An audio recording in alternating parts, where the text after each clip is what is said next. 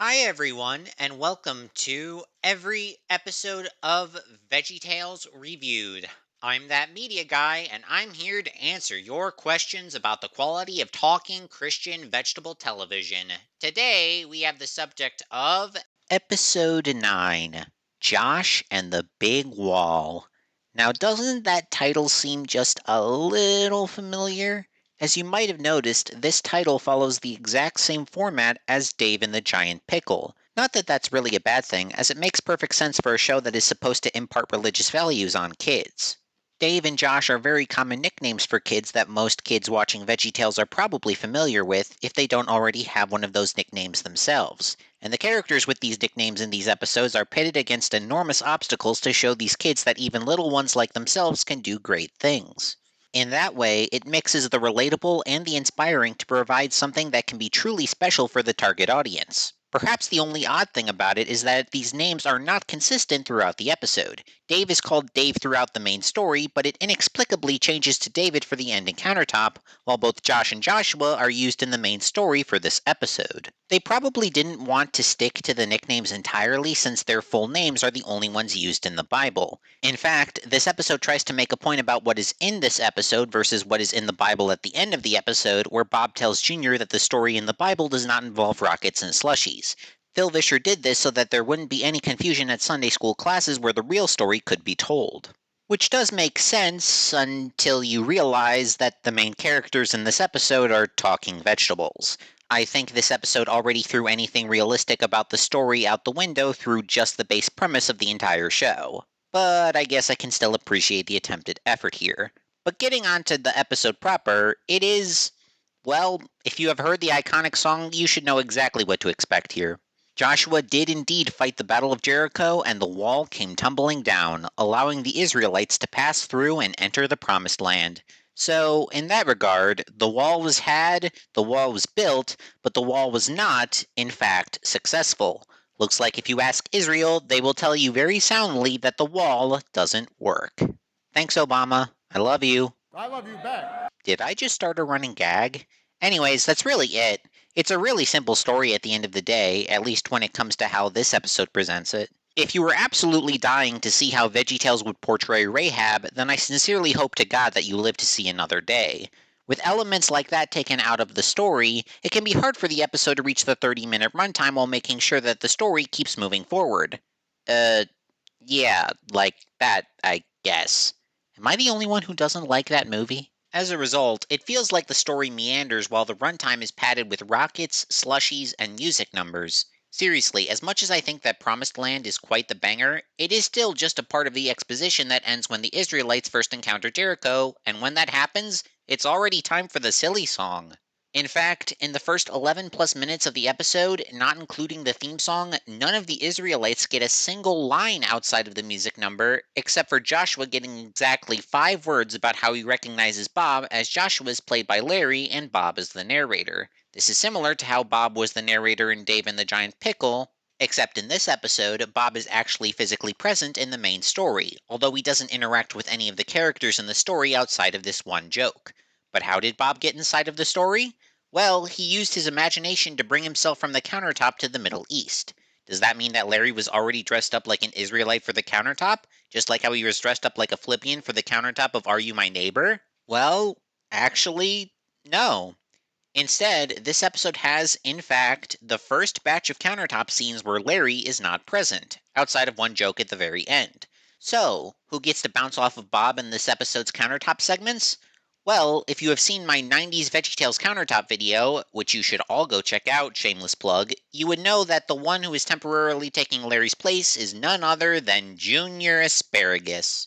Bob said that Junior is filling in for Larry because he was, quote unquote, tired after the last show. I imagine that, after Larry Boy, the crew at Big Idea wanted Mike to rest up his voice, and so they gave him a day off from his countertop duties. Granted, his voice is still very prevalent throughout the episode, as he does voice the main character as well as Jerry Gord and John Claude, but hey, it's still better than nothing. So yeah, Junior is at Bob's side for this episode, and, unlike Bob, he actually does interact with the Israelites, giving them the motivational speech that they need to be able to march on to victory. I actually find it really admirable that the child is the one to drive home God's message to the Israelites, As a kid, it is common to have the belief that you can do anything in life, even though you really aren't capable of much as a child, while as an adult, you are faced with the reality that you cannot do many things that you want to do despite being much more capable than the child. As such, I appreciate how the innocence of a child sways the minds of much more capable adults, let alone adults that literally have God on their side, to do the right thing in following the Lord's directions. However, this has the downside of making Josh not as proactive in this story as Dave was in his story. Dave was the one who took down Goliath when nobody else even wanted to try, while this episode has Jericho being defeated by more of a collective effort. Joshua has one attempt at rallying up the Israelites through a music number, but after that he doesn't really seem to have any more importance to this story when compared to any other Israelite. Perhaps my complaints so far seem a bit nitpicky to some of you, but this is just the stuff that comes to my mind when the story of the episode doesn't garner that much interest in yours truly. That's not to say that it is a bad story by any means, as it definitely is effective in showing the audience that God's ways really are perfect and should be followed as such, but it just doesn't feel that much different from Dave and the Giant Pickle in scope. And if you remember my review of that episode, you'll know that my biggest critique there was that the episode felt overall slight despite being solid. However, this episode definitely has its advantages over that episode, for even though this episode might not be that much more ambitious than Dave, it is certainly more entertaining. First off, while Dave introduced the characters of the French Peas, they have a much bigger presence here as the citizens of Jericho, and they are so wonderfully hammy in their performances. They still don't have a ton of screen time as, like I said, Jericho does not get a proper introduction until after the silly song, but when they get an absolutely delightful song of their own, it's really hard to complain. Speaking of which, this episode has three main songs in comparison to Dave's sole music number, all of which I have discussed, and all of which are great.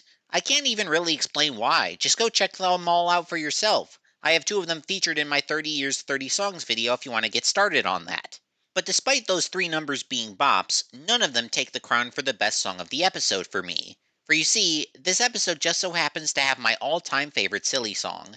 Not in terms of its humor, I think that Dance of the Cucumber and Oh Santa got more laughs out of me overall, but this one just has a beat that I can really get down to.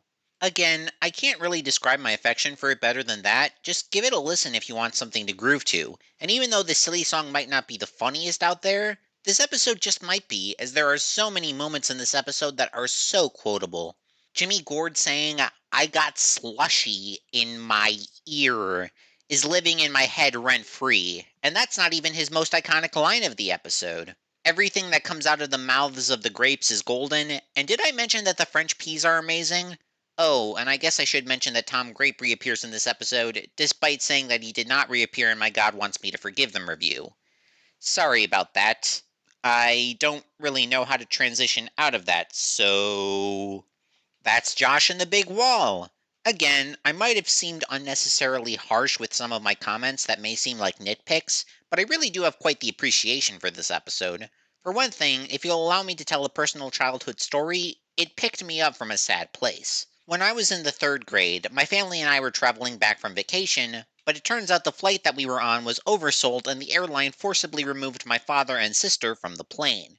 I was very distraught about that all the way home, but when we got home, my mother made me grilled cheese and we watched this episode together and I felt much better. So I will always have a soft spot in my heart for this episode of VeggieTales. But even looking at this episode critically as an adult, I still find a lot to enjoy here. The humor is on point, the songs are wonderful, and the message about following God when it might not make any sense is super important. Having faith in a deity that is not physically visible to us might make very little sense to a lot of people, but as this episode showed us, having faith in God's plans most definitely pays off in the long run.